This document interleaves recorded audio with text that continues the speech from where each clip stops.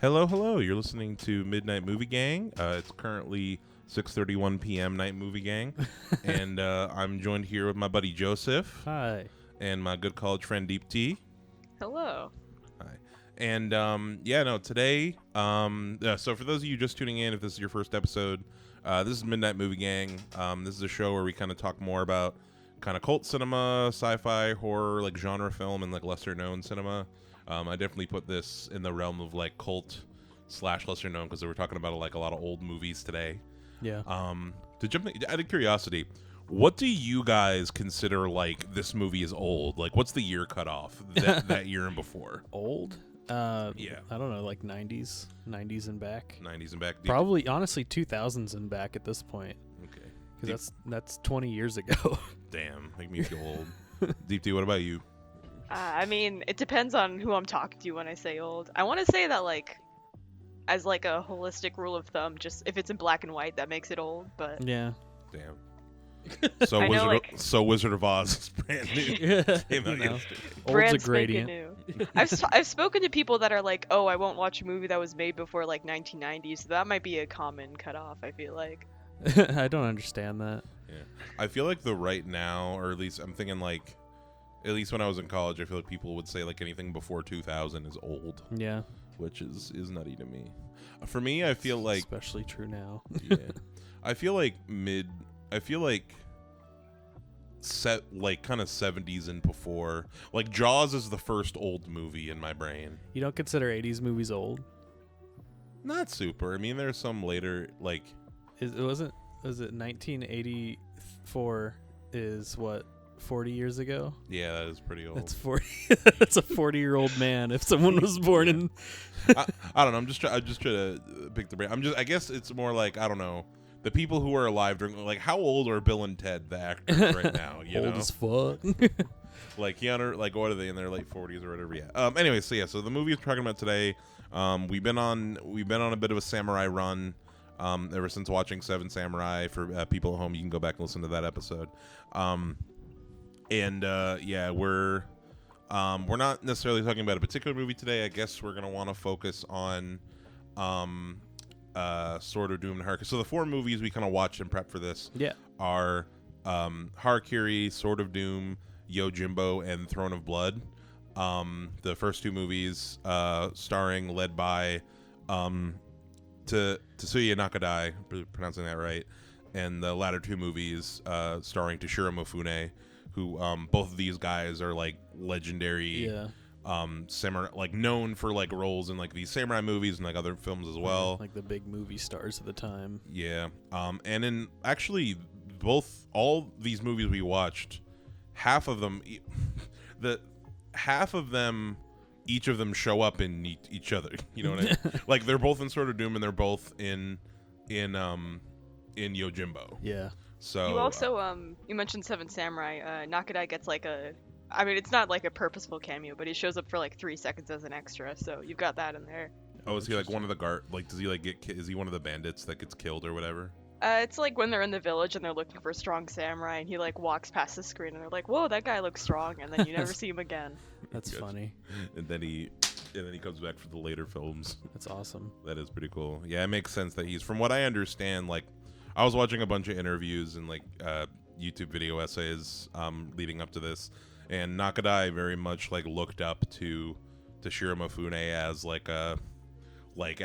I think he used the word like senpai in the video, but like as a like someone to like an idol to like base himself off of, like trying to like, you know, capture like his, because Mifune's the older guy. Also, Mifune's movies, both the ones we watched, came out before the Nakadai movies, which makes sense because like we'll get into it, but and I want to see you agree with me, but I would say that like Mifune and his movies and like more his era, where like late 50s, early 60s, are more closer to like traditional kind of like samurai movies, in the sense of like they're not really breaking down things as much, whereas like both of the Nakadai movies we watched very much are kind of like they're kind of critical of the whole concept. Yeah, they're kind of critiquing the genre and like different things about it, but we'll get into that.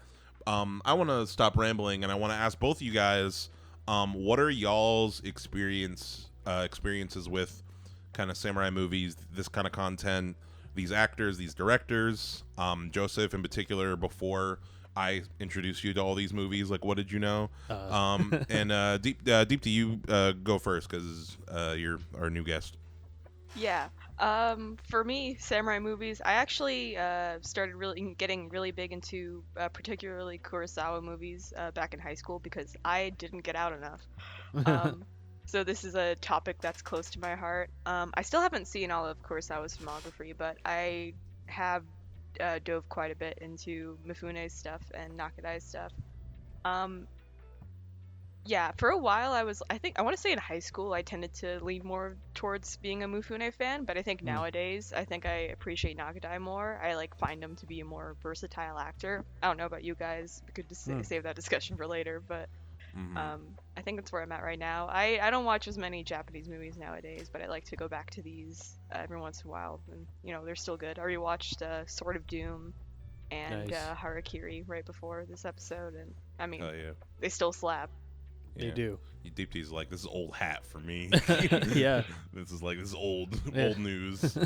Been there, done that. No, but that's very cool. Yeah. I remember in college, you definitely talking about like a lot of these movies, and I feel like I don't know, I didn't have the what's the word? I guess like the film exposure to really appreciate them. Like it took like trying to watch Seven Samurai for the third or fourth time in order for me to like really start clicking with it. But I'll get into it when I talk about my history with them. But Joseph, what about you, samurai shit? Well, I was kind of I'm notoriously uncultured. If you've listened to the show before, I didn't. I this was my first exposure to like any like classic samurai content, like in general, aside from like video games and stuff. Obviously Ghost of Tsushima, which we've talked about, but that's an American production. And it's basically just that game is very heavily inspired by these movies. Like they're like its core inspiration. 100%. Probably Harakiri, like some of the most visually. Yeah. I feel like, but yeah, go on. Yeah. But yeah, no, I'm coming into these completely blind, and I had a really good time with all of them, pretty much. Yeah. Mm-hmm. Like they're my favorites. Do you guys have much background in like samurai history either? Because I know I'm mainly just interested in samurai movies. If you ask me about like feudal era, I'm like, there's nothing there for me.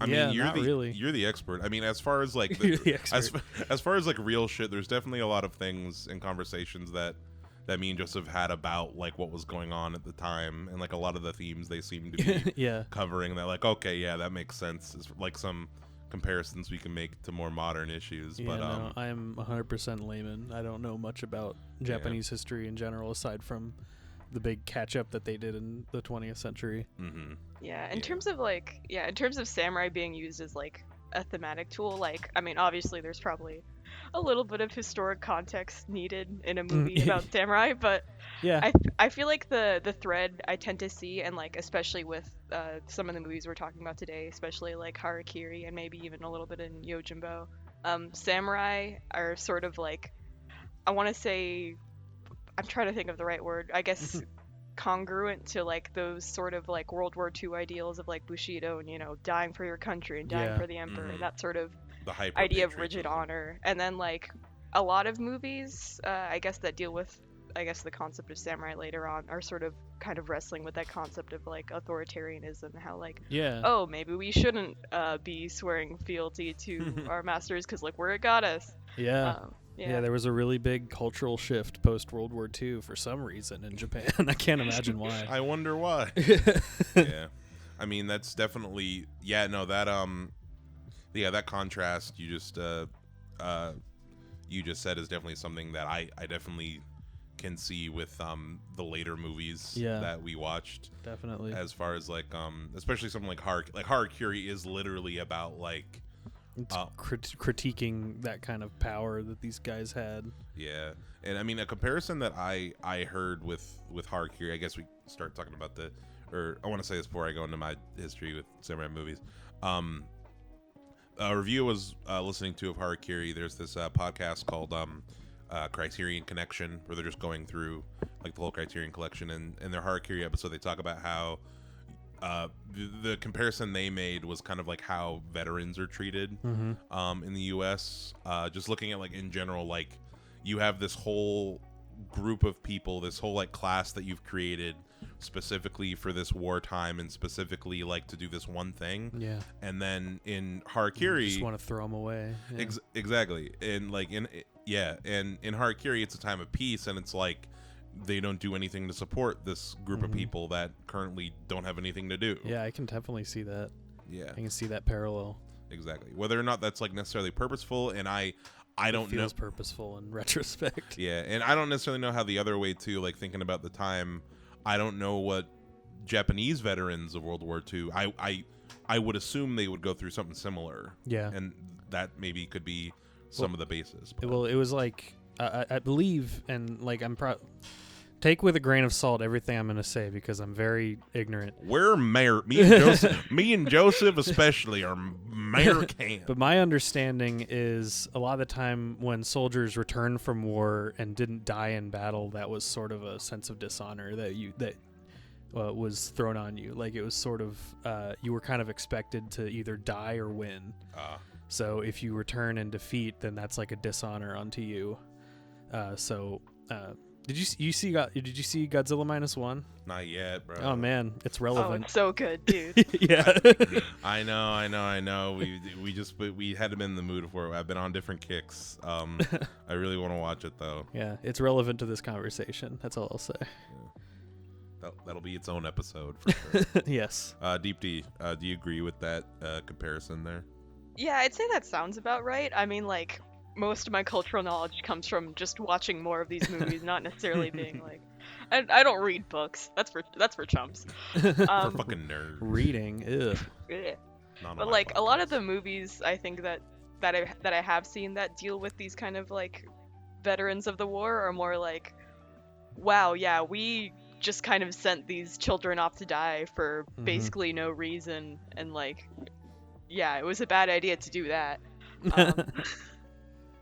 So like, yeah, again, like wrestling with that kind of mindset from World War II of like, you know, dying for your country is good, and then you lose the war that you were dying for, and you're like, well, now what? You know? Yeah, we just caused all this damage, and we have nothing to show for it. Yeah, I mean, I feel like at the end of the day, and you know, it actually kind of makes sense that these are all pretty universal themes, and like it's putting my political hat on a little bit.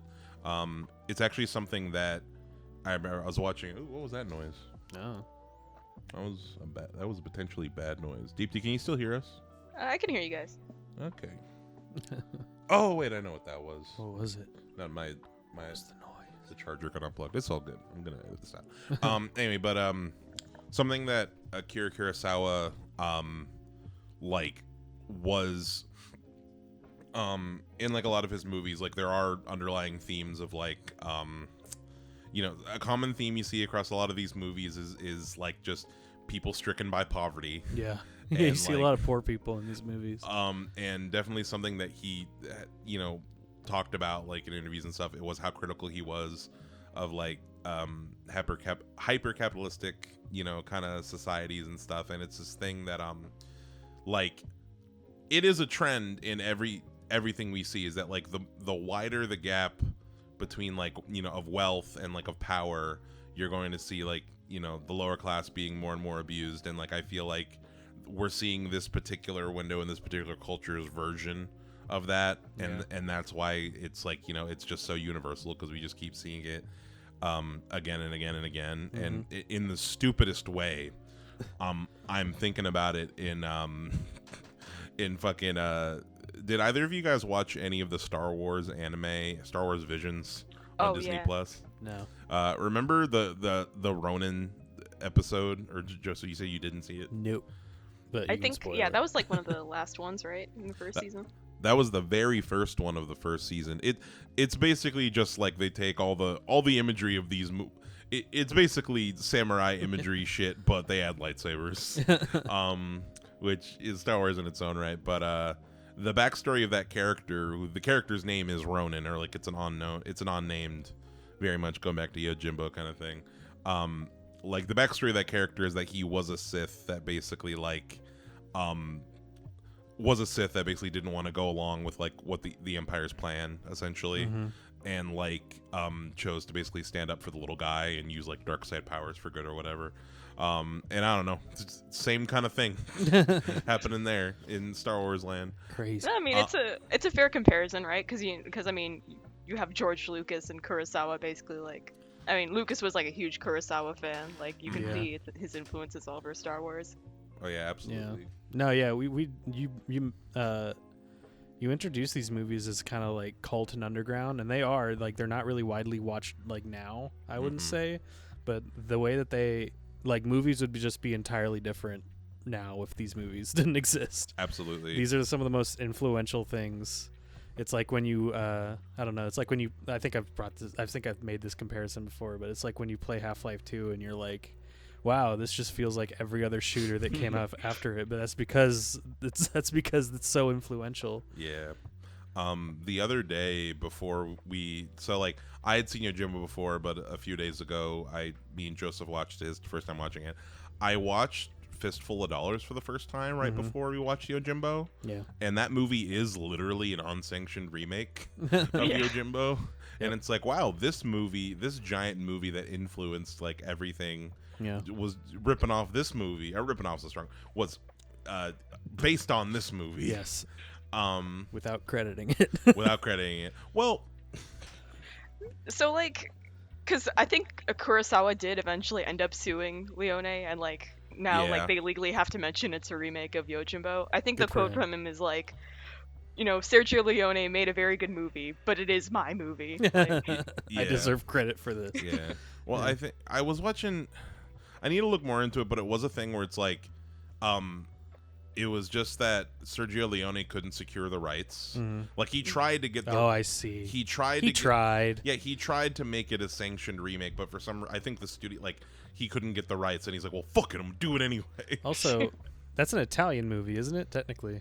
Yeah, the spaghetti westerns. Man, we've been talking about it as if it were American this whole time. I mean, it's Clint like Eastwood's in there, you know. That's like true. Clint Eastwood's the main guy. And also like, the idea behind them is like Sergio Leone was like such a fan of like old school American westerns. Yeah. And he wanted to make like, you know, the ultimate one, or like or went on to make the ultimate ones. I have only seen Fistful of Dollars. I haven't seen For a Few Dollars More or Good, the Bad, and the Ugly yet. You know, we've been on this samurai kick. Maybe we need to get on a western cowboy kick. Yeah. Cowboys and Aliens next up. Now that Let's go. wait, That's your first go-to. that's gonna be next month's commentary.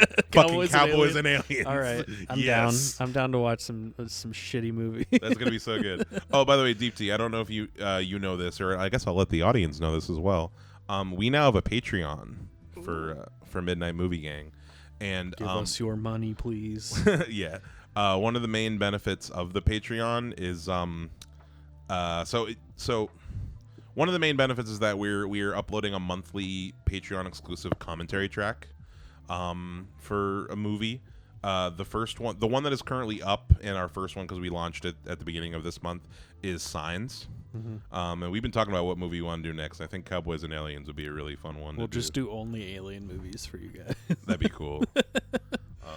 The vibe of what I want to do for the commentary is, I'll let people know, is like I want really mid movies that had a lot of potential.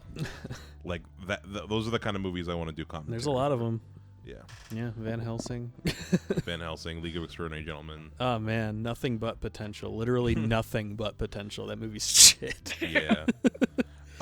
Before we kind of bust into, I guess we can start talking about like the actors soon. But before I just want to mention that my personal history with kind of samurai content is like somewhat similar to Joseph's in that, like, yeah, I guess when I think of Samurai Jack is probably the main thing. Oh yeah. I think of like I grew up watching Samurai Jack, loving that show. Samurai Jack is nothing but influences. Yeah.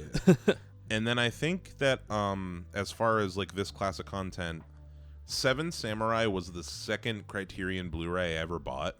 Nice. And I bought it back in high school, and I bought it during the sale. I bought that and 12 Angry Men. I just want.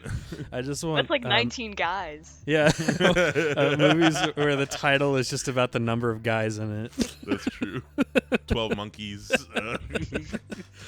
You eat 5 guys while you watch them. Yeah, eating 5 guys. Well, that'd be a cool. 19 guys. And I watched. I watched 12 Angry Men because it was really short, and 7 Samurai was intimidatingly long. It's a long movie. Yeah, and I don't think I attempted to watch it in high school at all. I just sat on the shelf for a long time, and then I think in college I think in college there was Deepti. I think like Corey or like the group was watching 7 Samurai, and I like came in. And I watched a little bit of it, but I was really high and I wasn't really paying attention to it, if I remember correctly. Yeah, I think we were watching it on Discord stream, which yes. just not the best quality to watch that movie in, I feel. That is true. I feel like all these movies, we've been rewatching a lot of these. Joseph has a big old TV at his place. Yeah. And all these movies look great on his big old TV. I got it on sale. Yeah. I'm not rich. Well, I mean, big old TVs are a dime a dozen nowadays, period, too. Yeah. You can get big old... like 70-inch for like $300. And me rewatching these now is like, oh, this is my first time watching these movies that is not in like DVD quality on my laptop. Like that's true. Yeah, like at least 1080p. Being a true film nerd is realizing just how much DVDs suck to look at. Yeah. Well, honestly, sometimes aside, I got letting the audience know, deep to you know. I've been watching all the Friday the 13th movies recently because I got a Walmart. Well, after we saw in a Violent Nature, I wanted to watch them, so I got a Walmart DVD box set. Yeah. And honestly, I think the fact that they're shitty DVD quality adds to it. Yeah. Because they're like shitty old horror movies. Yeah, I remember during quarantine, I put in. The moment I remember the moment I realized it because I put in the Zack Snyder Dawn of the Dead and I had it on DVD and I watched it and I was like, oh my god, this looks like shit. What's wrong with the DVD? And Avery's like, I don't see what you're seeing. I'm like, no, it sucks. No, we have to stream this. No, I can't watch it like this. Yeah. Well, I mean, it's a thing where it's like all of the DVDs were tested for like CRT TVs and stuff. Yeah. Like they weren't thinking about like flat screens at all. I blame them though. Yeah. I hold a grudge. And, now we're in the era of the 4K Blu-rays, and I don't know. I have a weird. I have a Deepti, do you still collect Blu-rays at all or 4K Blu-rays at all? Because I was big on collecting DVDs for a while, but like now that my setup is not just like a DVD player that I plugged into my laptop, it's become less rewarding because I'll look for Blu-rays and like 4Ks and stuff because like I can play those, but like the price point is higher, so it becomes less exciting to look for like $15 Blu-rays than it is to look for like $3 DVDs, you know? Yeah, 4Ks are tough for me right now. It's just been like depending on the movies, and also like there's a secondhand chain around here called Half Price Books. Yeah. That has a lot of like, it's cool because each one of them usually has like an international film section. So like I've got a bunch of like multi-pack like 8 Jackie Chan movies on one disc kind of thing, and a lot of those older martial arts movies, I don't mind that they're DVD quality because it's not like high fidelity image was their main filming, but for certain things, like, 4K can really help. I don't know. I feel like the jump from Blu-ray to 4K was not nearly as big as DVD to Blu-ray. Yeah. Just as far as, like... That's true. Especially if it's, like, a newer movie, if it's, like, something's been downscaled from, like Godzilla versus Kong or whatever. Like, I'm sure the Blu-ray version of that movie... does not look all that much worse than the 4K version. Cause the difference between 1080 and 4K is not as big as you might want to believe. Yeah. Sorry. End of that weird rant. Let's talk more about resolutions, actually. Let's talk about these actors. Toshiro Mifune and Tatsuya Nakadai. Am I pronouncing that right? Tatsuya Nakadai. That's close enough, you know. Yeah. Tatsuya. He's alive, by the way. So shit, really? He's old as shit, yes. What's he look like now? He's still working, too. He's 91 years old. He's kind of hot, not gonna lie. Does he still have the look? great granddaddy. Kind of. He's got a beard. He was actually in a movie. He had a samurai movie come out a few years ago.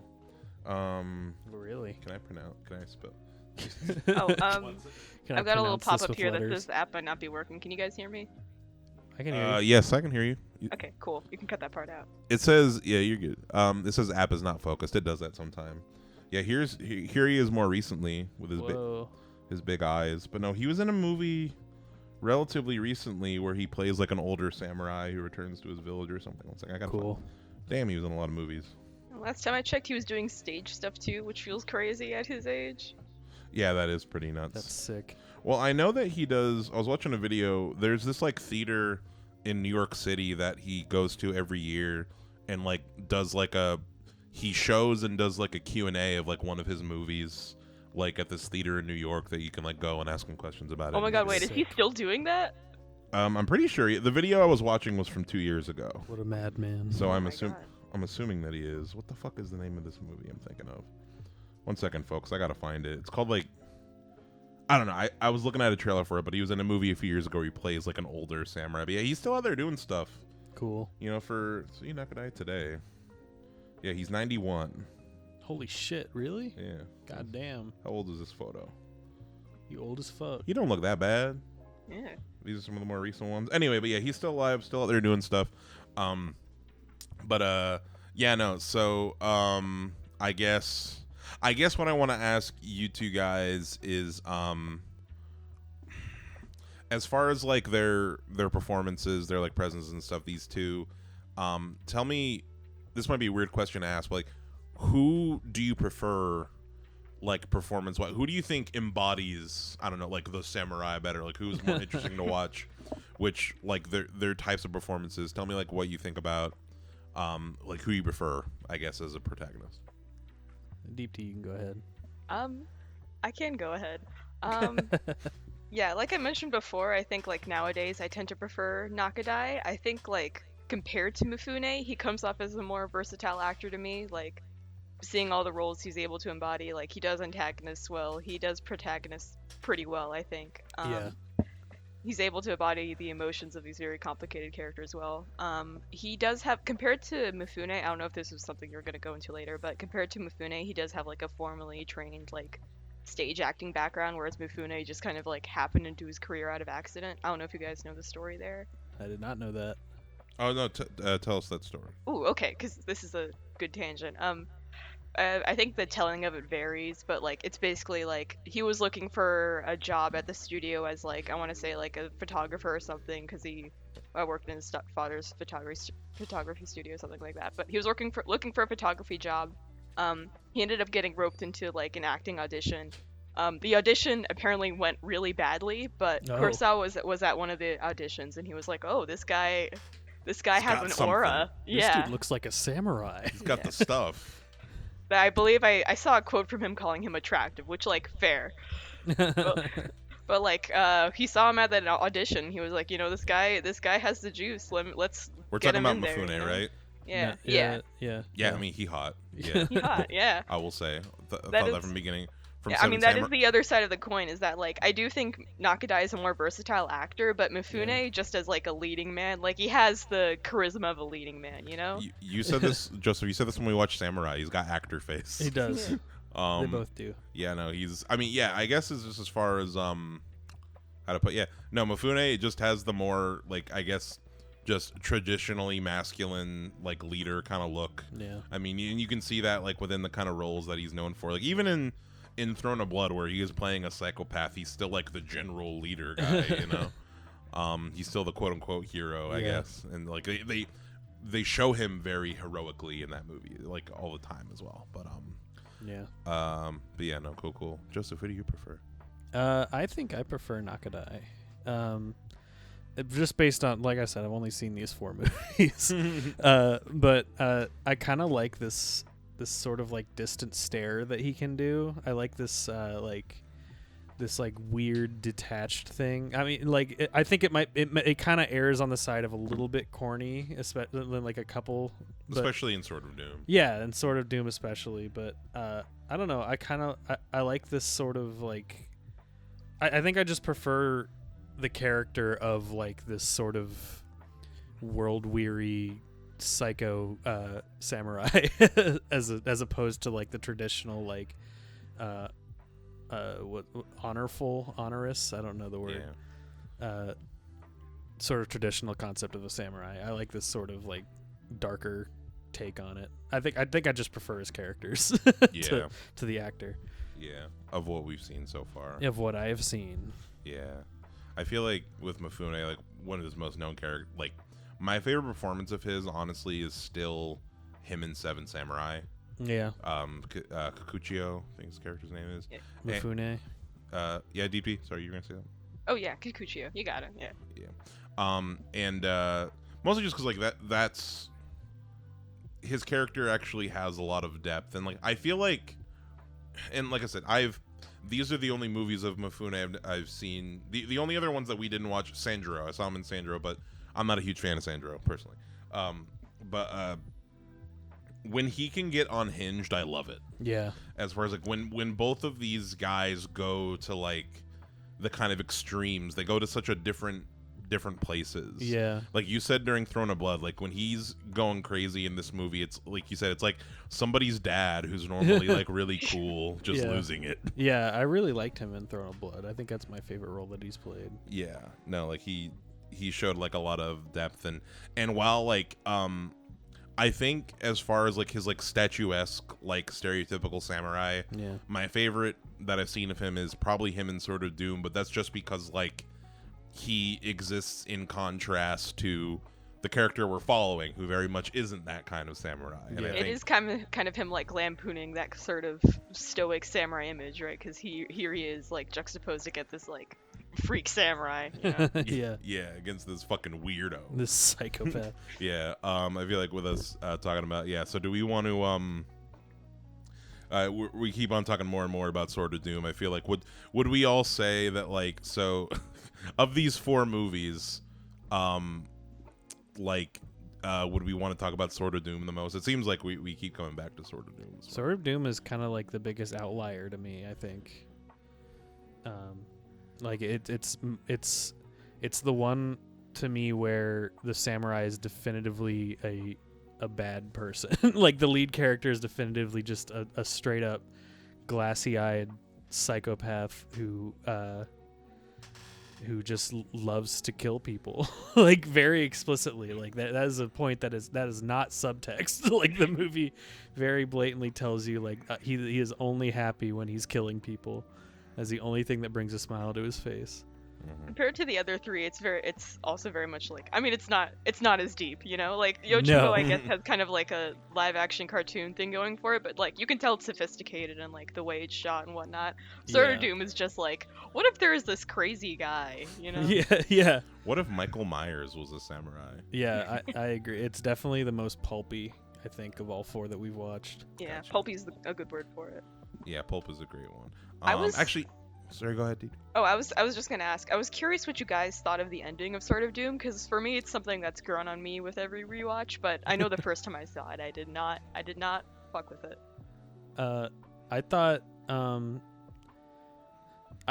that it would have been better if it was not the ending. I think. Because the vital context that LC clued me in after the fact was they were planning on sequels that never got made. Yeah. So it's kind of just a very frustrating way to end a movie. So to sum it up for people who haven't seen it, they spoiler alert for this. Yeah, I'm not gonna get too detailed. 70-year-old movie or whatever. It's basically all the pieces are set up throughout the movie, and then the main character kind of just knocks them all down right at the end, and we have no idea what leads to what happens after. He just kind of like goes nuts, like is confronted with all of the ghosts of his past. Yeah, all the horrible things he's done. And he just goes on a little bit of a spree, and it doesn't even end with. We don't even see all the these end of the spree. Subplots are set up and never resolved, and yeah.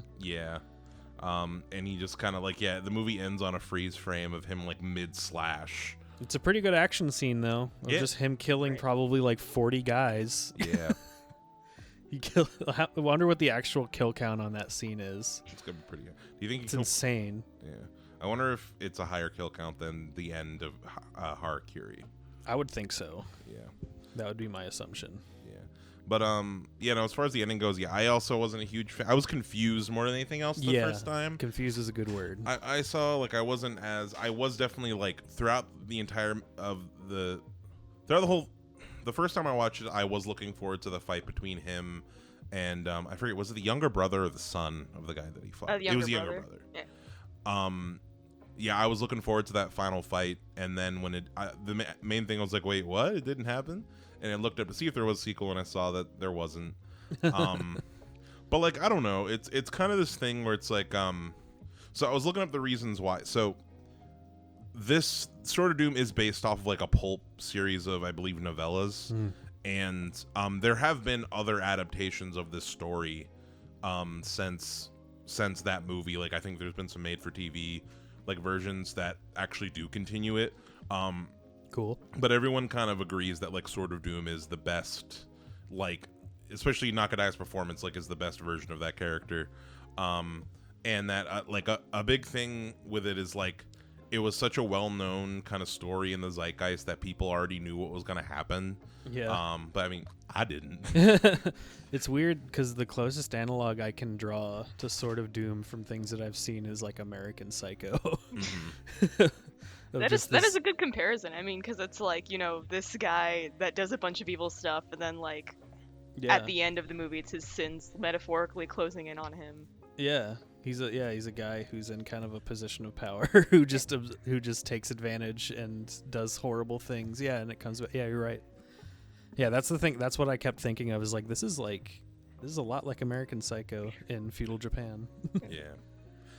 I guess in general, I want your guys' opinion on. I've heard some people kind of say about movies and stories in general that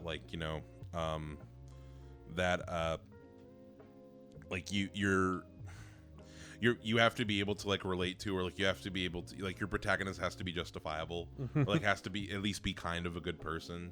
Yeah. Do you think that always has to be the case, or do you mind do you think it's an okay thing for stories to follow people who are just truly objectively evil? No, I mean, Has the person who said that considered the fact that I like seeing Tatsuya Nakadai be a little freak? Be just a weird little guy. Yeah. Yeah, I mean, we just talked about American Psycho. That's true. There's a lot of movies where it's just watch a bad person who eventually has to, Goodfellas. I mean, I guess that those characters in Scorsese movies are at least kind of relatable, but yeah. I guess I don't know what... the dichotomy I always hear is if they're not likable, then they have to be compelling on some level, and even if that's just it's a fun performance. Just be interesting to watch. It's the only thing that a protagonist needs. Exactly. Yeah, for some reason, the first example that came up in my mind was Saltburn. Just a weird little guy.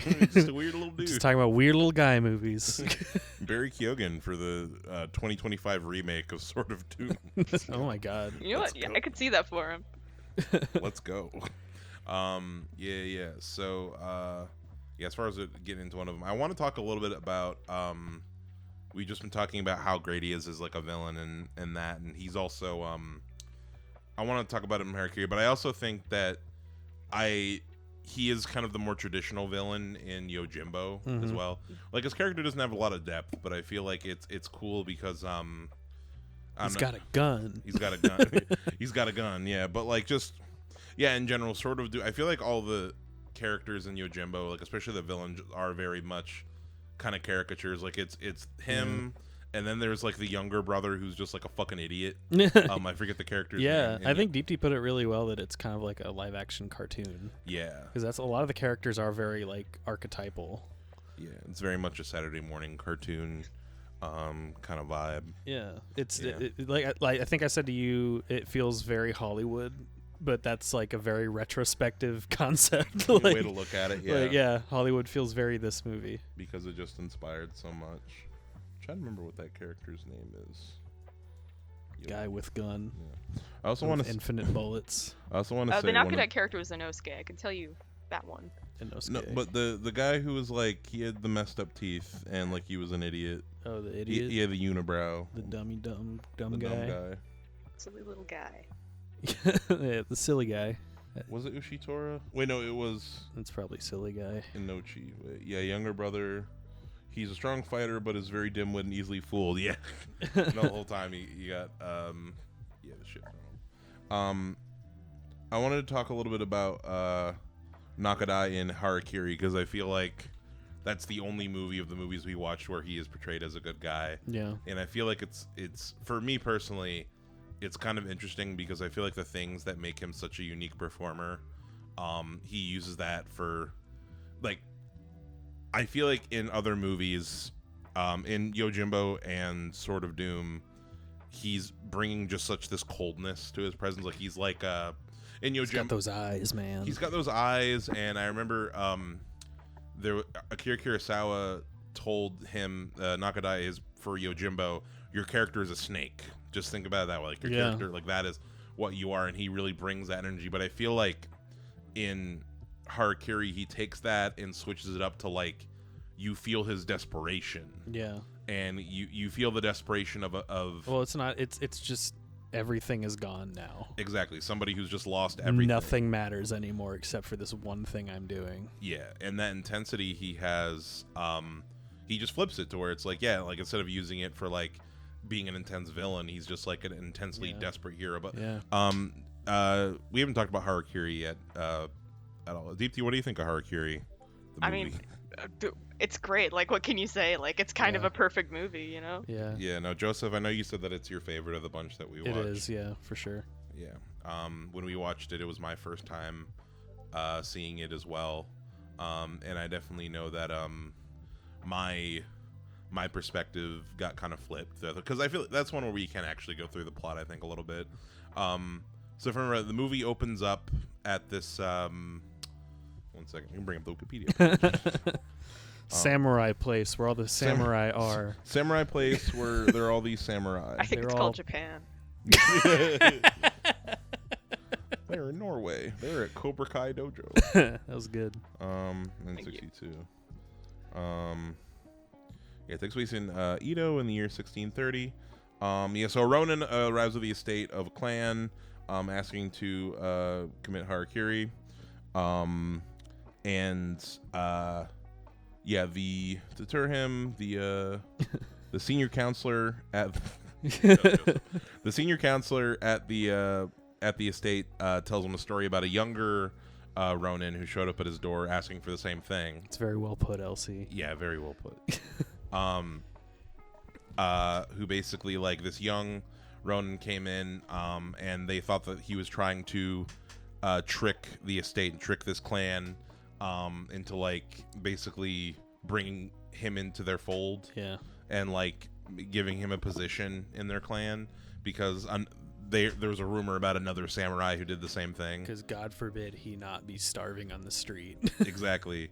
And they basically forced this kid into committing Harakiri with a bamboo blade. So it's like that scene slow. Is crazy. That is like this movie from like 1962. Yeah. Like still one of the most gruesome things I've seen in a movie. All these movies are violent. Yeah, as that's fuck. something I wanted to bring up. Was like I was surprised at just how violent all these movies are, even by like today's standards. They're graphic. Like they are not afraid of blood, which is something I appreciated because I'm fucking weird and desensitized. Like all the violence. Just to feel something, you know. Yeah, you know. To me, it's just regular bread. Yeah. I mean, like, in general, I was saying earlier when we were watching Throne of Blood today, like, I feel like they have Japanese media has such a different relationship to violence than like we do. Yeah. Like, as far as like we were talking about Battle Royale, how like actual kids are being murdered violently all the time in that movie. Yeah. Battle Royale might also make a fun commentary episode. Yeah, probably. But that movie's not mid. It's just great. Yeah, maybe not. We would just be gushing over it the whole time. Maybe we'll watch Battle Royale 2. Yeah, I don't know if I want to do a commentary on any movie that has subtitles. I have to stop and read because my brain doesn't let me talk and read at the same time. Battle Royale has an English dub. Oh, shit. We'll make fun of how bad the English dub is. Hell yeah. Oh, that was another weird thing with I wanted to say. So we were watching Throne of Doom. Throne of Doom. Thrown together. The 7 Thrones of Doom. That's the next King Giz help. But we were watching Throne of Blood, and they had 2 different English subtitle tracks on the. Oh yeah. I got the Criterion Blu-ray, and it's like one. It seems like it was the original English subtitle, and then this new one is like a new subtitle translation done by like a Kurosawa expert. Which I don't know what that's that means, but that sounded like the better one. And we watched with that one.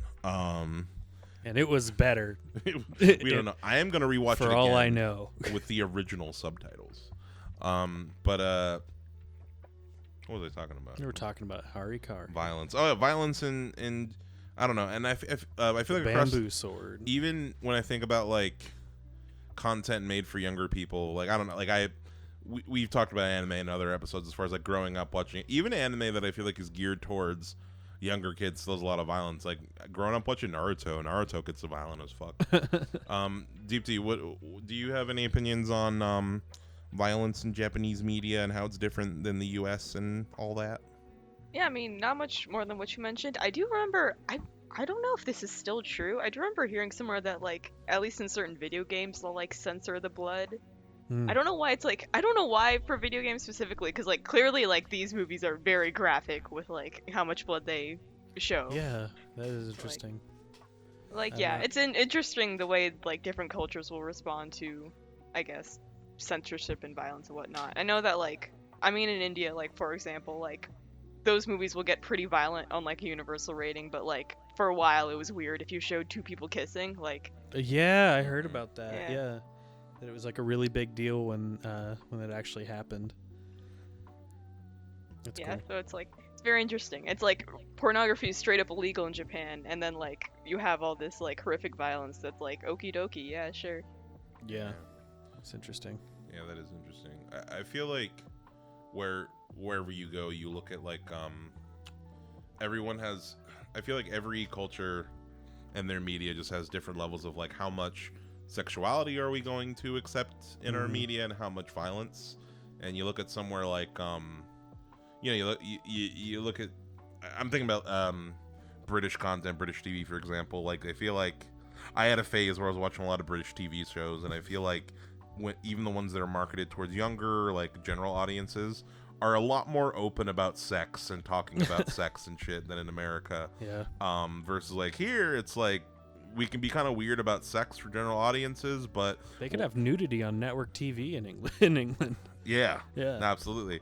Wild. But here it's like, you know, violence is okay for like there are so many PG-13 horror movies that kind of break. That kind of still. Yeah, isn't that weird? That is weird. Isn't that weird? It's weird here too. Yeah. Crazy. It's weird everywhere. Yeah. I just got this thing I'm thinking about. I feel like it's not samurai movies, but this just has me thinking about. I haven't been watching them recently, but like for a while, in the last few months, I've been on a kick of watching a lot of old martial arts films. Yeah. Like Shaw Brothers movies and stuff, like from the 70s. And I feel like how gender roles are portrayed in those movies are just so weird and fucked up. Like, I forget the name of the movie, but there's a Jackie Chan movie where like the whole thing is like he's lived his entire life in this kung fu temple, and he's never seen a girl before, and he's like a grown ass man. And there's a whole fight scene, and I forget the name of the fucking movie, but like. There's a whole fight scene where like there's this woman who visits the temple and he's trying to take her clothes off because he's like trying to see what girls look like, and it's like a whole fight scene he has where he's just trying to remove her clothes, and it's like Jesus fucking Christ, and it's played off like comedically. Okay. Like that's and maybe there's a reason you forgot the name of that movie. Just trying to block it out. It's in the Emergence of a Superstar Jackie Chan box set, like the Criterion earlier movie box. I don't know but that also could just like exist in the early or more in the early. I mean, then again, there was some pretty fucked up shit in Police Story as well. Yeah. There's some stuff that didn't age well. Yeah, there are police in that movie. Yeah. And it's their story. That's Yeah. that's a good point. Yeah, I always forget about that. I just like when he jumps through glass. And jumps through. I like the part where he almost killed himself at the end. Yeah, I want to do another Jackie Chan episode. Okay. Maybe some about ones that have aged better. I want to do a Drunken Master episode. But yeah, no. So talking a little bit more about Harakiri and we're on to the action and the fight scene. Something about, I feel like the last like last like 30 minutes of Harakiri is like all the badass samurai action. Yeah. That it kind of hits you like all at once. In that movie. It's just like such a big payoff. Sorry, go ahead. It feels kind of crazy. No, it's like it feels kind of crazy because it almost shouldn't work, right? Because you have this like very heartfelt story about like victims of like society and like circumstance and like this horrible heart-wrenching story, and then like at the very end it turns into this like badass samurai movie, and you're like it should be a tonally dissonant thing, but it's actually so satisfying, right? Yeah, it's like a revenge movie where you don't realize what the bad guys did until the end, and then you get the house scene from Django Unchained. That's exactly what I wanted to ask you guys about, because like I haven't seen a lot of those like I think revenge genre movies, and like I was wondering if comparing it to that would be apt. It's like one of those sort of where you flip the first and second act where we don't know exactly what the bad thing happened. Yeah, and then he kills everybody and he turns to the samurai and he's like, you get what you fucking deserve. Yeah. I mean, I remember when we watched it, Harakiri, I was semi on the clan side in like the opening. You were on the clan side? Until what point, Elsie? Well, not that clan. Listen, hear me out. Well, I was on the side of the estate and like being like, oh, this kid's trying to fuck them over and trying to fuck with the code. But the whole point of but like, that's because I thought that was what the movie was trying to portray to me. And then, throughout the movie you learn like, oh, the code is kind of bullshit. Yeah. And honestly, that is really the thing with Harakiri versus like something like Yojimbo, is that it's funny that it's like considered one of the best samurai movies of all time when the movie is literally telling you, they're like, yeah, all this samurai shit is bullshit. Yeah. And that is this code of honor is out of convenience. Yeah, and that's the lesson of it. And I was, like I said, it was literally just because I didn't know who we were really following in the beginning of Harakiri. Mm-hmm. Like, as far as like, oh, is this about just like some con artists trying to like fuck over this honorable clan, and then you learn they're scumbags. That's why you're on the clan side. Like I said, I was semi on there. I wasn't like fully in it. I was indoctrinated. Sure, I like wizards and dragons, and they confused me. I needed to see the truth. I mean, to be fair, like later on in the movie, there's like, this is something that's, I feel like it's because I've seen this movie so many times, but this is something that's really funny to me, is that like a lot of like Nakadai's like line delivery, like when he's in the E clan's courtyard, like explaining his story, and like he's using this very formal language, but he's like so deadpan. It's like the energy of like a passive aggressive work email, like it's like he's mocking them to their face. Yeah, and like towards the end, he's like, obviously a samurai should never debase themselves like that to try and get a job. However, I believe your response was a bit of an overreaction, like this dramatic like understatement of like as per my last email. Oh, that's so true. I got a dumb question for you guys. Okay, I have a dumb answer. Deepti, did you know? You probably know, but yeah, they know. Did you know that George Lucas asked Toshiro Mifune to be Obi-Wan Kenobi? Oh, trust me, I know. This is like this haunted me for years when I found out. Like, no, I didn't know until like last week. And the question I have for you guys is, what do you think the world would be like if Toshiro Mifune was Obi-Wan Kenobi? I used to think about that every goddamn day. Actually, I was like, I could be living in that world. That plus, this is the big. That plus, if that had happened, who would you want to play younger Obi-Wan in the prequels in this alternate timeline? in the early 2000s, who would have played Asian Obi-Wan? I want a CGI young de-aged Toshiro Mifune. So true. That's my official answer. Deepti, what do you think? I mean, like, cause like I remember thinking about it and being like, I just don't know that many like Asian actors that were prominent in the late 90s, early 2000s that like. But maybe there would have been more. That's true. That would have been a effect. What it would have done for representation. Or I remember a question I asked you, Joseph. Do you think it would have affected the the popularity of Star Wars. And I don't think it would have affected. I think it would have affected. I think it might have made Japanese cinema like slightly more popular in the West. Because I think like in terms of Mifune's role in America, I think like his most notable one was like he was on the TV series for like the original Shogun. Oh yeah, I remember reading about that. Which like I never saw it. I think it was moderately popular, but like I don't think people were in their homes like, oh my god, Toshiro Mifune's here, you know? Like, Yeah, no, I don't think so. Daniel Day-Kim is sexy Obi-Wan Kenobi. That's the answer you were fishing for. He's Korean, I'm pretty sure. So. You know what? I'd let it pass because I like him. You know, like... Yeah. I don't know. I remember there was a lot of controversy with what's it called? John Cho, in the J.J. Abrams Star Trek movies. There were people who were pissed because I'm pretty sure he's a Chinese actor, and the character of Sulu is like George Takei is Japanese, and the character of Sulu is very specifically Japanese. I remember there were people that were pissed about that. I'd have a de-aged George Takei play young Obi-Wan. Just George Takei in like a backwards baseball cap, like Jigsaw. riding a skateboard. Hello, young Padawans. But yeah, can we actually talk a little bit about since we mentioned Star Wars, can we talk a little bit about just gush about all of the Kurosawa shit just in the Star Wars movies? And like how like I remember the first time I saw Yojimbo, and during that scene where Mifune just like chops up them bandits or the guys at the beginning, and it's literally just the scene from A New Hope in the bar where it's like, I've done all the crimes, like and like it's just the same shot, the same angles, the same type of editing, just like literally George Lucas just took it. And then all that, like I don't know,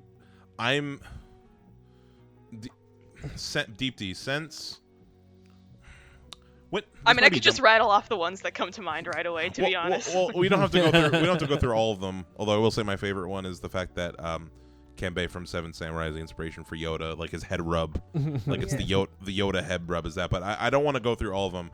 I want to ask you, when was the first time you watched Star Wars? So that was, I mean, because it was technically my gateway drug into cinema, if you will, just like going into the movies and then like finding other movies the actors were in and so on.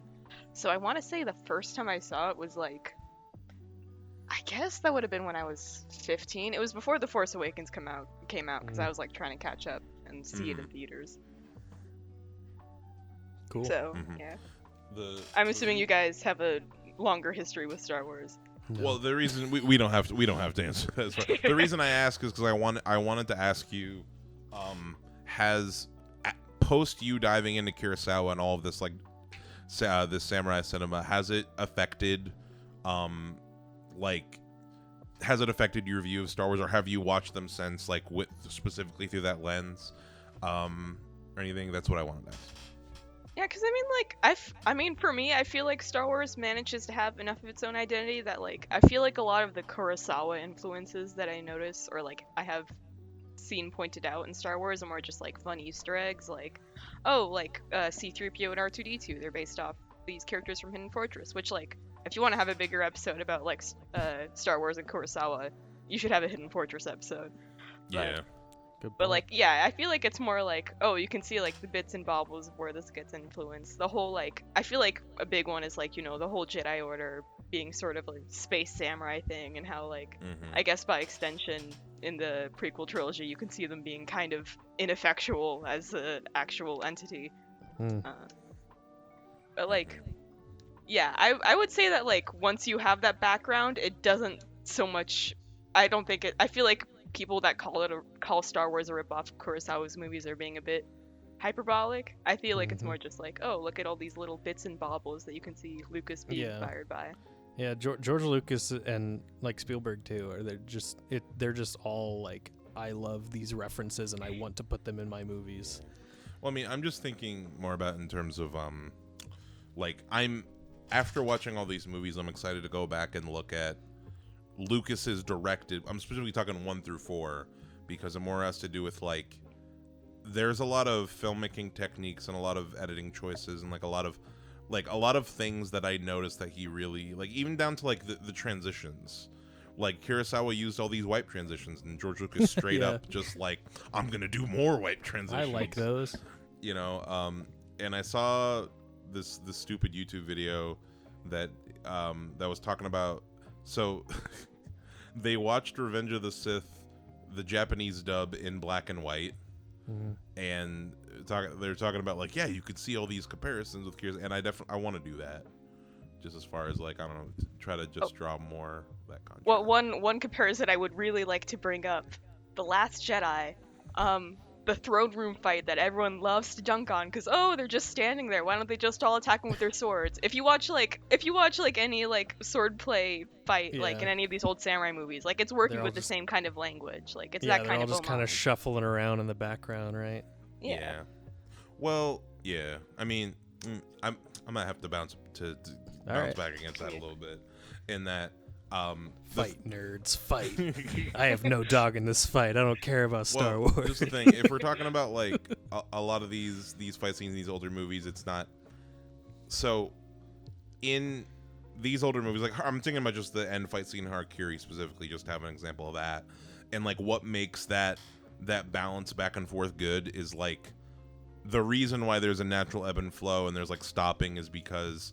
And the reason why everyone isn't jumping in is because no one wants to get hurt, right? And nobody wants he might hit one of us if we go near, and that's why they maintain that distance. Versus the Last Jedi fight, for example,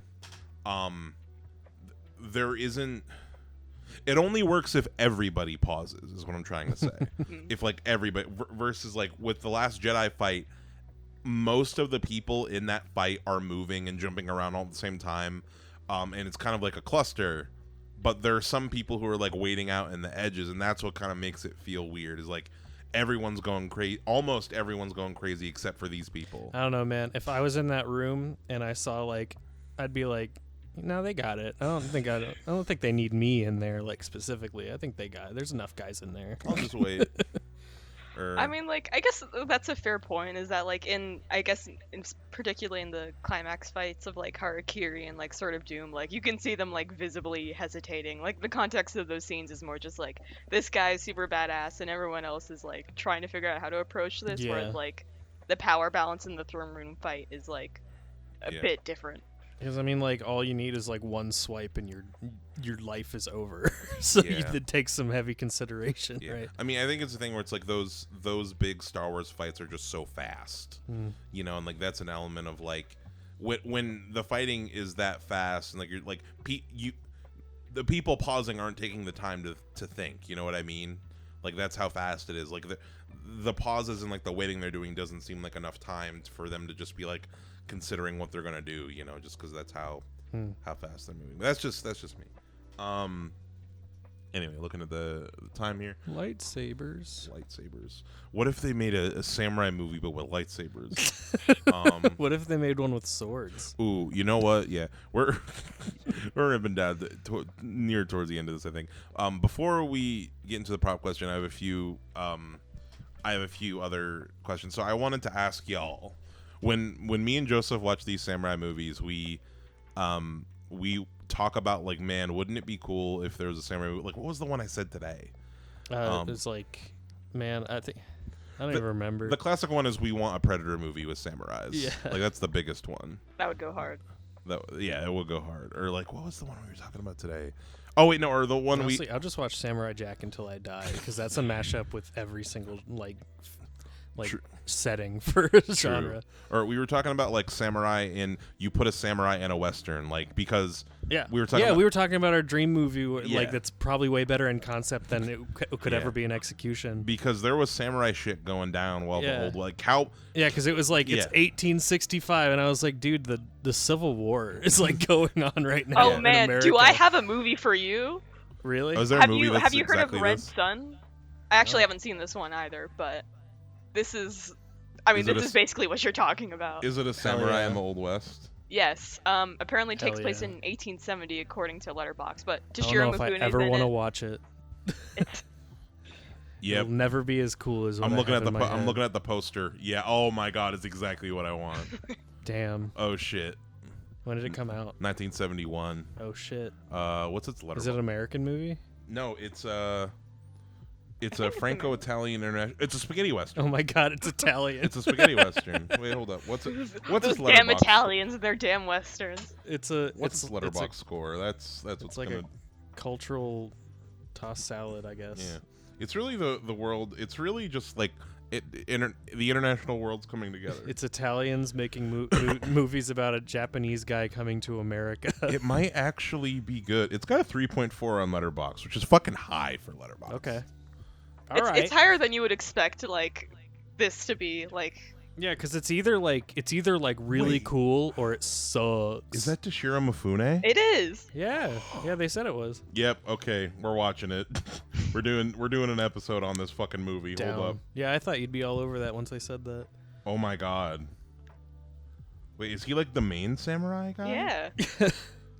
What the fuck? Where's this movie been my whole life? Yeah, no, this is literally what we said. It's even got like Thank you so much, Deep D. the so samurai welcome. man. Oh my god, yeah, folks, we're doing an episode on this. Goddamn. Hell yeah. Does a 4K Red does this? Sun. I'm gonna do research on this later. Superman Red Sun. This is my new Roman Empire. Deep D, how'd you hear about this movie? Just out of curiosity. I think I was just, like, going through Toshiro Mifune's, like, filmography, and it was like... Here's a movie where he's hanging out with cowboys, and I'm like, that sounds awesome, and then I never got around to it, but Yeah. I will someday. Sounds pretty cool. You'll do it for this podcast. Oh, That's what fuck it'll yeah, be. dude. Oh, what I it'll mean, be. while we're on the topic of like little hidden Mifune movies. I mean, not exactly hidden, just like a flop, but he was in a Spielberg movie. He was in 1941, a movie that everyone saw and everyone loves. Every time I hear that movie brought up, I immediately like it's like a flash goes in my brain like, oh shit, that exists. John Belushi? Barbara Zemeckis. This cast is pretty. The fucking one Christopher takeaway I Lee. have from like this movie is like there were like behind the scenes stories of like John Belushi and Toshiro Mifune. Like neither of them could like speak Belushi couldn't speak Japanese, Mifune couldn't speak English, but they would just like go on drinking binges together, which like That's fucking awesome. Oh man, I want to be. I love that. I like- want to like be in the bar with them and like just watch them. I love that Be they got bros. along so well. Yeah. That was Universal Spielberg's language. first. Yeah, that was Yeah. Spielberg's first like big flop, wasn't it? Drinking, the universal language. Yeah. That was his first swing at Saving Private Ryan. Yeah. And then budget 35 million, box office 94 million. Yeah, 1941. I heard it's a not bad as movie. bad It's as, not worth it.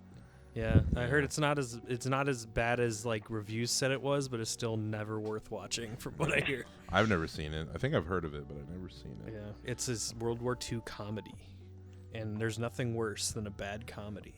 Indeed. Yeah, Let's see here. Red Sun. Red Sun. We're gonna watch it. We're gonna watch it. I wanted to ask y'all what samurai crossover shit would you want to see? That's Oh all I was gonna man, ask. what I haven't seen in Samurai Jack. That you haven't seen, and maybe if we even ones that like concept you've seen in Samurai Jack that you'd like to see like a live action movie of, like, done well. Man, well, I don't know. I just like the idea of a samurai transported into the distant future. That's just a cool ass idea. I got one. What's up? Samurai crossed with Jurassic Park. Okay. Just killing velociraptors. Samurai's fighting dinosaurs. All right. How about you, DT? Good question. I mean, Red Sun does kind of cover it. I do remember in Yeah. high school, like, thinking, like, oh man, like, I didn't even like Fistful of Dollars, but I was like, oh man, it'd be so cool if, like, Clint Eastwood's character and Toshiro Mifune's character hung out. Yeah. If You could definitely, like, find fan art of them hanging out together, which is, like, I still think is cool. and doing other things together, I'm for sure. The ultimate crossover is Toshiro Mifune and John Belushi. I still can't get over that. That's fucking awesome. Imagining them hanging out and drinking is definitely cool. I love that that exists. That gives me hope for everything. Actually, you know what I want? Peace on Planet Earth. Yeah, exactly. I want like a movie about like the making. I want like the Disaster Artist, but Seven Samurai, where it's like a movie about like the making of that movie. Okay. Um, Yeah, I'd be down. That'd be cool. I'd see that in the theater. I want way more things like that. I feel like we're gonna get more of that depending on.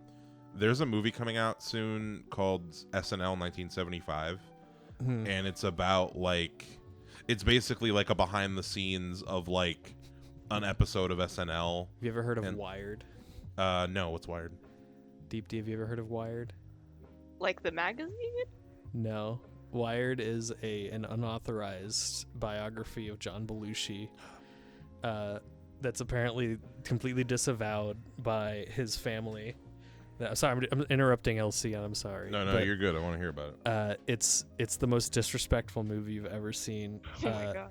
Yeah, no, they hate it, and it's like really shitty movie, and I believe because the author of the book that the movie's based on is in the movie, and John Belushi is like, God, what something like his like angel or something is like, why didn't you listen to the writer of this book about not doing drugs, John Belushi? That's one that we should not watch. 4% on Rotten Tomatoes. Yeah, it's a piece of shit, but it's just an interesting little historical curiosity, and Toshiro Mifune is not in it. Yeah. Overall, I think I want more movies based on making or I want weird takes on it. Like what's that? There's a movie that's about like the making of Nosferatu. Oh, interesting. But the whole thing, Shadow of the Vampire, I think it's called. Yeah, I think that's what it's called. It's about the making of Nosferatu, but the idea is like they got an actual vampire to play Nosferatu, like to play Count Orlok. Oh, that's like recent, isn't it? Yeah, it came out within the last 10 years or so. It's not, but I don't know. I want more. Cool. I'm a big fan of. It's pretty good. Willem Dafoe plays Nosferatu. I mean, like, down. That's all you need. No, I'm gonna see it. Yeah, I mean, overall, like, I don't know. I'm a big fan of movies about making movies, or like movies where filmmakers and actors play themselves. Like this is the end. I remember when This Is the End came out. There was an interview with Seth Rogen, and he was talking about like their concept for the second movie, where like This Is the End 2 would open with the cast of This Is the End walking out of the premiere of This Is the End. Okay. So it's like, oh, like the first movie is a movie. Yeah. And then they're dealing with a different kind of apocalypse, like an alien invasion or something. And they're like, fuck, what did we do in the movie? I remember watching This Is the End and being like, God damn, I wish I was watching the Cornetto trilogy. I have a not so fun story about This Is the End. Hell yeah. I kind of. How not so fun is it? Well, it's traumatic for me, but I think y'all will find it interesting. Okay. So This Is the End came out in 2012 or 2013, I think. 2013, and I was 14 when it came out, and I had a friend of mine who was 13, who was younger than me. They will remain nameless. And we were going to see Man of Steel in the theater. Like, I had already seen it, and I wanted to see it again because I was, at the time, Zack Snyder. 14-year-old me was all about that Man of Steel. You're not the person you used to be. You've changed. I'm a changed man for sure. But we were going to see Man of Steel. My friend hadn't seen Man of Steel, and we got to the theater, and this theater, when you walk in, like on their little digital thing, it says like the movie, what the movie's rated, and showtimes. So they were showing This Is the End, and they must have fucked up because they had This Is the End labeled as PG-13. Oh God! Instead of rated R, and we were like, "Oh shit, let's try to see This Is the End." Like they fucked it up, and we got it, and we got tickets to see This Is the End. That's hilarious. And it even said PG-13 on the ticket, right? And that movie is a very high level R. Very rated R. It's super rated R. So yeah, we watched This Is the End, our little preteen hijinks, and so. This is the kind of fucked up part. So I went home to tell my mom about it. Like, yeah, we got into, and I thought that she was gonna find it funny, but she was fucking pissed because she didn't care about what I watched, but she was pissed about me taking my friend to go see it because she was like, you don't know what this person's parents is gonna be, and like she was just so mad, and I didn't expect it at all. I thought she was gonna find it funny. Oh, that's sad. So now when I watch this, I have this like you have that pang of guilt. Yeah, I and have shame. this traumatic experience associated with this at the end, so I can't watch it. And it sucks because I liked that. I mean, I do like that movie. I think it's funny, but whenever I watch it, like it's just the association. You think about the how bad of a boy you were. I was, yes, a bad boy. Okay, Mom, I'll go watch Man of Steel. That is sad. Yeah. I'll go watch Superman kill people instead. I'll go watch The World's End instead. Yeah. It's funnier anyway. I do like The World's End way better. Indeed. Yeah. The whole Cornetto trilogy. I used to watch the Cornetto trilogy every year on my birthday. Yeah. The Edgar Wright was, he's kind of fallen in the he was my favorite filmmaker, period. Bummer. But my tastes have changed. So yeah, guys, I guess before we get into the prop question, which I don't know how I want to do it with these 4 movies that we've been talking about, is there anything? I remember the important thing. It doesn't have to be in these 4 movies for you, Deep Deep. If somebody came up to you and asked, if a friend of yours came up and asked, like, hey, I want to get into these samurai movies, which one should I start with? What would you recommend people start with? Ooh, I mean, because I would recommend the one that got me started, which was Yojimbo. I feel like it's, yeah, and that was like, I want to say my first time even watching a black and white movie for a long time. But like, I mean, visually it's so great. Like, it's very, tonally it's not like, stiff and formal at all, like you would expect an old samurai movie to be, like, just, out of assumption. I think it'd be a great starting place. Yeah, that's fair. Mine, it would probably either be Sword of Doom or Harikari, but probably Harikari, even though, like, it would depend on who I'm recommending it to, but I'm selfish, so I'm just going to recommend my favorite one. It's like, this is probably the best one. It's like a solid story. It's got a really solid payoff at the end. You see these guys walking around with swords, and then they actually use them right at the end when you don't expect it. That'd be my pick. How about you, LC? I've been thinking about it since I was talking to you about it earlier, and now that I do. You have to set aside time for it.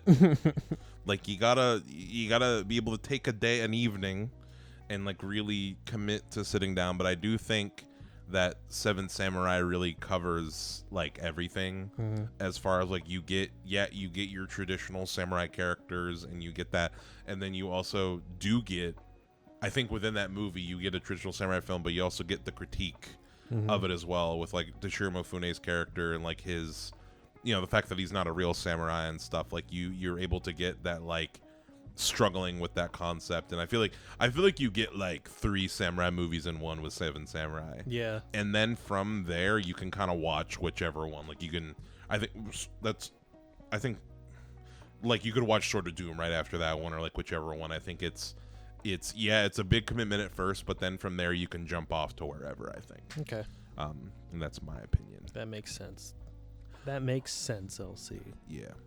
And now to the prop question.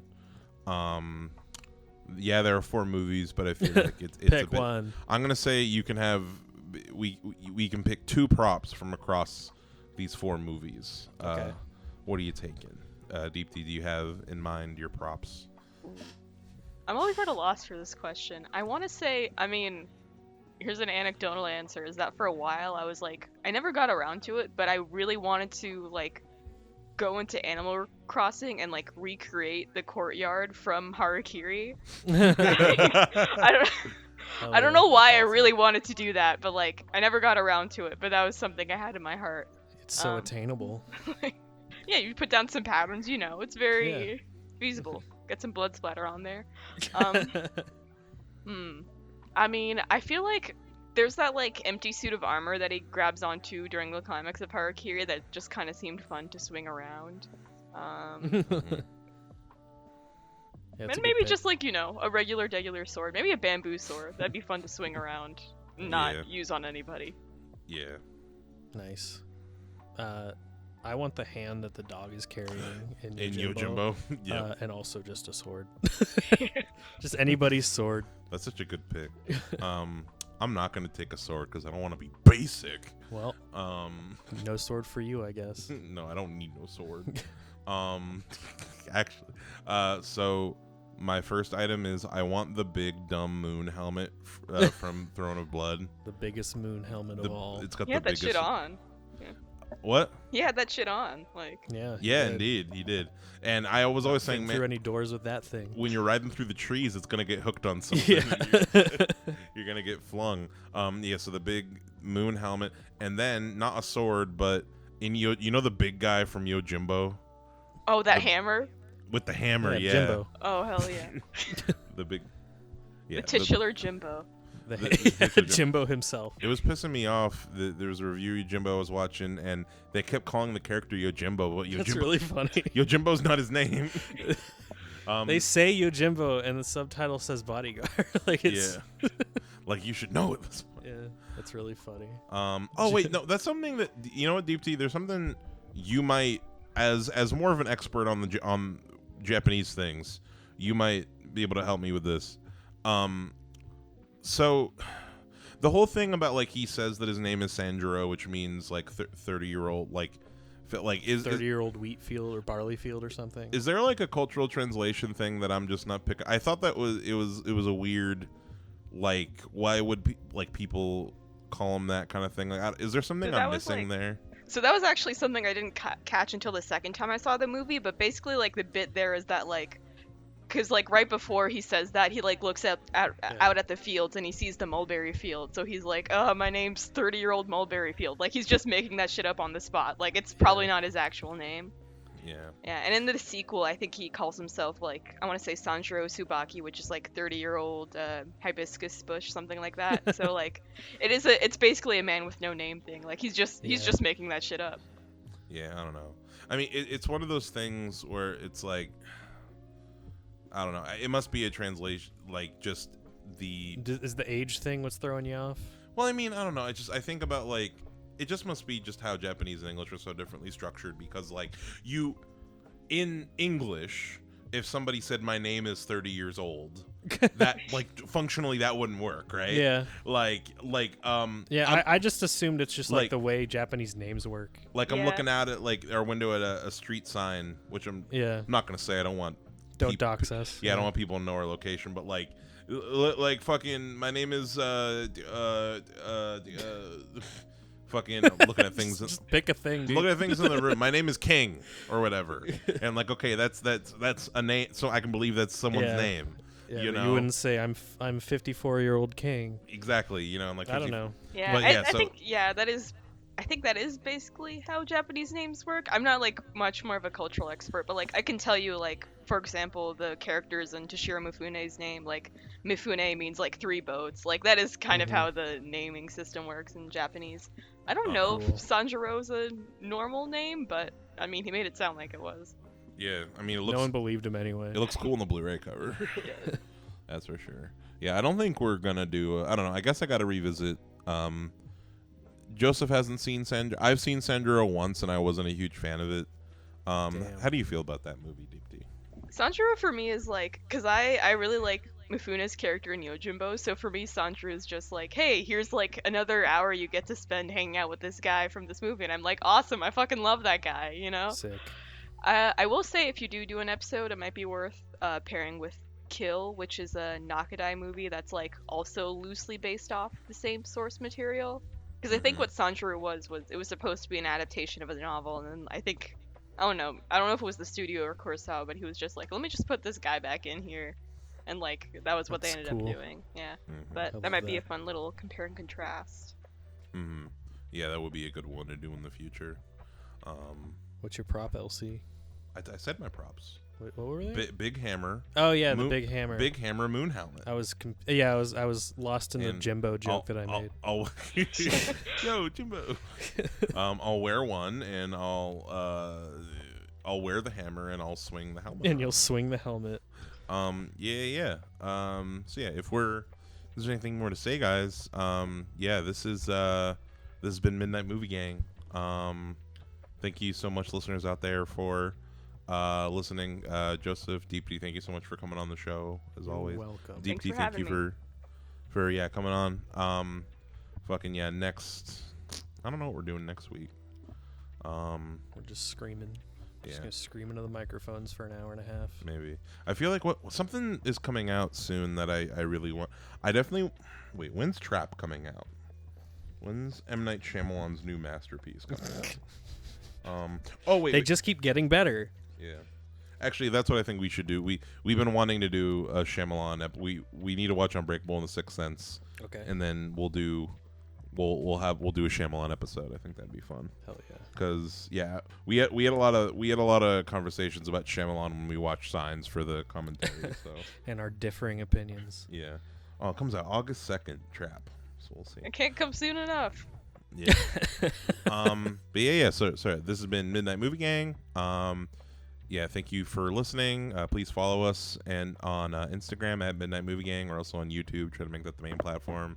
Also at Midnight Movie Gang. TikTok, same thing. If you've been listening for a minute, please join our Patreon to get early access to the content. Basically, on the Patreon, you get everything 2 days early. So instead of new episodes on Wednesday, you get them on Monday. New videos Wednesday instead of Friday. And also the commentary tracks, like we said. And thank you so much for listening. Bye. Bye. Toodles. Have a nice night. So,